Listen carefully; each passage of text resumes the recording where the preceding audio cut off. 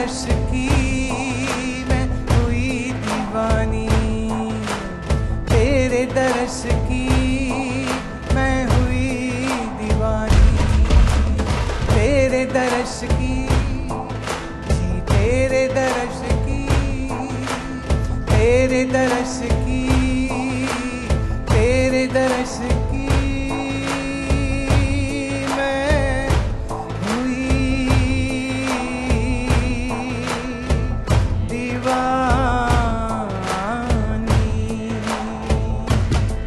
संगलाई तेरे यारी, संगलाई तेरे, संगलाई तेरे यारी मैं जान तेरे तो वारी, संगलाई तेरे यारी मैं जान तेरे तो वारी, मैं हो गई हो गई हो गई तेरी हाँ, मैं हो गई हो गई हो गई तेरी हाँ, मैं हो गई हो गई हो गई तेरी हाँ, मैं हो गई हो गई हो गई तेरी हाँ।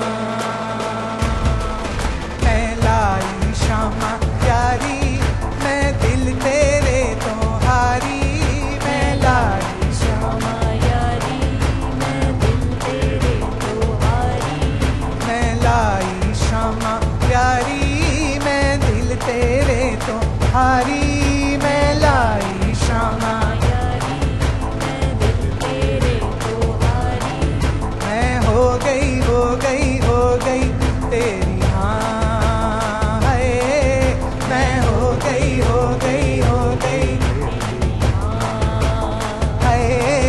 मैं हो गई हो गई हो गई तेरी हाँ, मैं हो गई हो गई हो गई तेरी हाँ।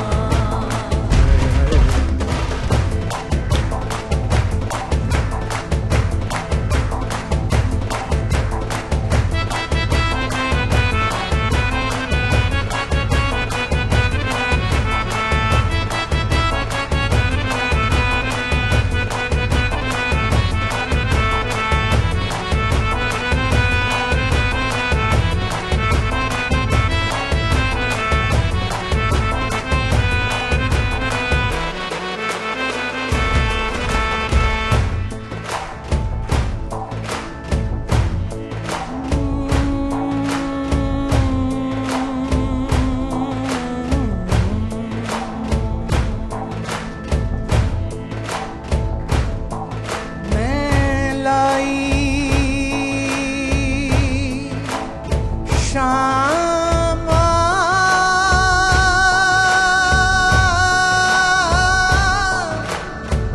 तेरे तो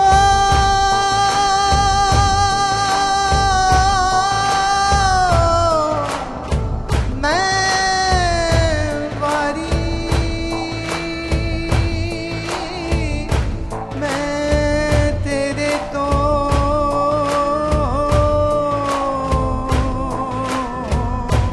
वारी, मैं लाई शामा यारी मैं दिल तेरे तो हारी, मैं लाई शामा यारी मैं दिल तेरे तो हारी, मैं लाई शामा यारी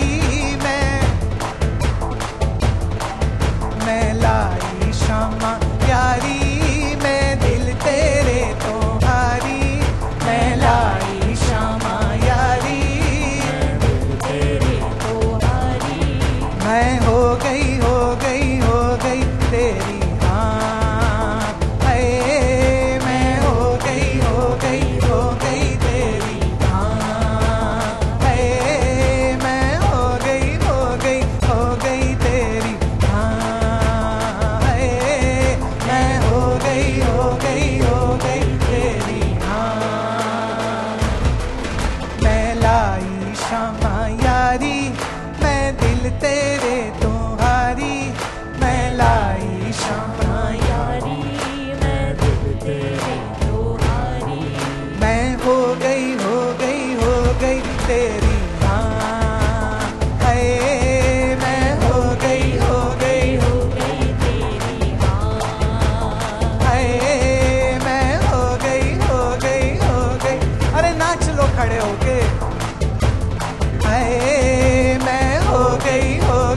हो गई तेरी हाँ। ओ,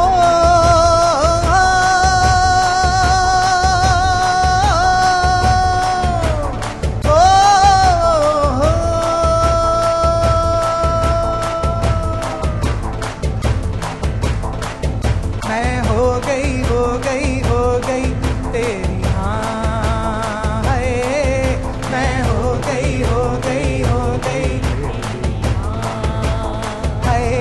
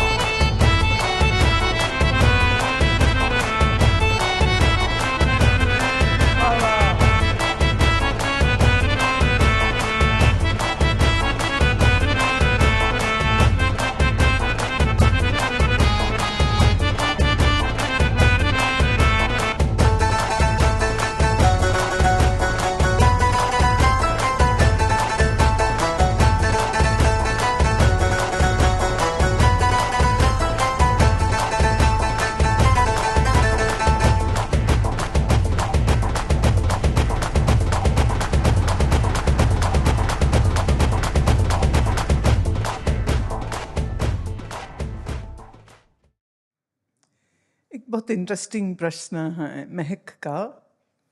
कहाँ है महक? कहती हैं हमें स्वयं को जानने के लिए देह की आवश्यकता क्यों होती? क्या हम ज्ञान को बिना देह के नहीं ले सकते?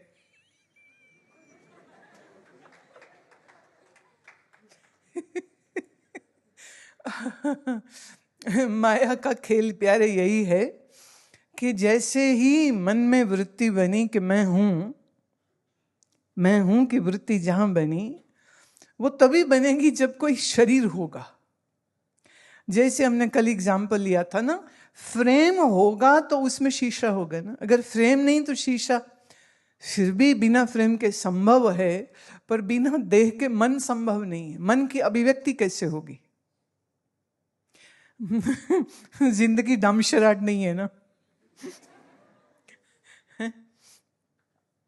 डमशराट खेलने के लिए भी तो शरीर चाहिए। बिना शरीर के डमशराट हो सकता है? ऐसे ही ये जो ज्ञान अज्ञान का जो खेल चल रहा है, उसके लिए मन तो चाहिए। और मन न होता तो मन में अज्ञान है ये भी पता न चलता। इसी से संबंधित एक प्रश्न भी मेरे पास आया था कर्तव्य का। वो कहता है कि आपने एक बार कहा कि नींद और समाधि एक बराबर होती है। दो इसके पक्ष हैं, तो फिर हमें समाधि की क्या जरूरत? नींद और समाधि की स्थिति हम कह सकते एक बराबर है, पर नींद से पहले भी अज्ञान हो और नींद टूटने के बाद भी अज्ञान ही हो, उसी को तो नींद कहते हैं। लेकिन समाधि से पहले ज्ञान है और समाधि छूट जाए तो भी ज्ञान है। इसलिए समाधि एक तरह से उसका पहले और बाद का जो फल है वो बिल्कुल अलग है। ये समझिए कि कोई एक ऐसी गुफा हो, कोई ऐसा टनल हो कि जिसमें से एक ब्लाइंड मैन गुजरे। तो जब वो ब्लाइंड गुजरा टनल से तो पहले भी ब्लाइंड था, जब बाहर निकला तो भी ब्लाइंड है। अब हाइपोथेटिकल सिचुएशन ये लगाओ कि बंदा गया तो ब्लाइंड था अंदर, लेकिन अंदर कुछ लेजर टेक्नोलॉजी थी, लाइक मोतियाबिंद निकालने की surgery hardly takes like 5 minutes. Before and after कुछ प्रिपरेशन छोड़ दो तो सोचिए कोई ऐसी टनल होती जिसके अंदर लेजर कोई सर्जरी हो जाती। गया तो ब्लाइंड था पर निकला वो आंख वाला। तो समाधि हम किसको कहते हैं? ज्ञान वाली समाधि। ख्याल करना योग वाली नहीं है ये। ज्ञान श्रवण करते करते जब मन ठहर जाता है, जब मन रुक जाता है, जब मन विचार शून्य हो जाता है, जब मन वृत्ति रहित हो जाता है, तो स्वरूप की स्थिति हो गई। इसी को हम समाधि कहते हैं। इसलिए नींद और समाधि में बहुत बड़ा फर्क है। आप सोते रहिए, रोज सोते रहिए। जैसे एक बार मुझे याद है किसी ने कहा कि हम नींद छोड़ के सत्संग में क्यों जाएं? क्यों? बोले सत्संग में उन्होंने कहना है बुरे काम ना करो, चुगली ना करो, पाप ना करो। तो जब मैं सो रहा होता हूं तो मैं ये सारे काम नहीं कर रहा, तो मुझे सोने दो, फिर मैं जगूं क्यों? ना धो के आश्रम में सत्संग सुनने क्यों जाऊं? पर ख्याल रहे, जो सिर्फ इतना ही समझाए कि चुगली ना करो, चोरी ना करो, शराब ना पियो, इसको हम सत्संग कहते भी नहीं। ख्याल करना, बहुत सारे संप्रदाय हैं ऐसे, कल्ट्स जिनको मैं कहती हूँ, very prevalent, they have millions of people who follow them, पर उनका पूरा उपदेश ये है चोरी ना करो, चुगली ना करो, मीट ना खाओ, अंडा ना खाओ, अच्छे काम करो, और जब मरोगे तो गुरुजी आपको सचखंड ले जाएंगे। पूरा उनका प्रोसीजर इतना ही है। ख्याल करना, हम इसको सत्संग कहते ही नहीं। I will not call this particular teaching preaching as satsang. Why? जहां आपको आपके स्वरूप का परिचय न कराया जाए कि आपका स्वरूप क्या है, और जहां आत्मा ही ब्रह्म है ये ज्ञान न कराया जाए, हम उसको सत्संग कह ही नहीं सकते। नहीं है वो सत्संग। आप चाहे कितने पुराण पढ़ लो, पुराण ऐसे भी मुश्किल से समझ आते हैं क्योंकि लगेगा कहानी कहानी कहानी, इसमें है क्या, लेकिन तुम्हें बिलीव करना पड़ेगा। पर तुम कितना ही पुराण पढ़ लो, उससे तुम्हारा मोह भंग नहीं होगा, बुद्धि का ज्ञान दूर नहीं होगा, आत्म अनुभव नहीं होगा। तो मैं सत्संग किसको कहती हूं? जहां आपको आपके स्वरूप का बोध कराया जाए, और ये संसार खुली आंख का सपना है, ये निश्चित तुम्हें कराया जाए। अगर ये नहीं हो रहा है तो वो सत्संग सत्संग ही नहीं है। आजकल बड़े अजीब अजीब सी चीज़ों के सत्संग हो रहे हैं कि 50-100 लोग मिलेंगे, थोड़े से वो कुछ भजन से गाएंगे, भजन भी उनके अपने अजीब से ही है। गुरुजी तार दो, गुरुजी आ जाओ, गुरुजी तार दो। गुरुजी है नहीं वहाँ पे, शरीर सही नहीं है। पर आजकल लोगों में ये जो सिद्धों की धारणा है ना कि शरीर नहीं होगा, सिद्ध तो भी होते हैं, सिद्ध को बुलाया जा सकता है। तुम्हें लगता है जैसी तुम्हारी करतूतें हैं ऐसे सिद्ध तुम्हारे पास आएंगे? Just think biologically. सिद्ध होने के लिए योग में महारत होनी चाहिए। सिद्ध होने के लिए धारणा की कंप्लीशन होनी चाहिए, मैच्योरिटी। धारणा तभी हो सकती है जब प्राणायाम अच्छे से हो। प्राणायाम तभी अच्छा होता है जब आसन अच्छे हों। आसन कोई नहीं, प्राणायाम कोई नहीं, धारणा कोई नहीं, और वो लगे हैं किसी सिद्ध की फोटो, कोई मर चुके गुरु जो 200-400 साल पहले या 50 साल पहले हुए, उनका फोटो लगा के बैठे, धूप दीप अगरबत्ती करे, बस आए अभी आए अभी आए। और जब आएंगे तो हम उनसे क्या मांगेंगे? लॉटरी निकाल दो, शादी करा दो, कैंसर ठीक कर दो। अरे कैंसर तो एक ऑन्कोलॉजिस्ट भी ठीक कर सकता है, तो फिर उसमें और तुम्हारे गुरु में क्या फर्क है?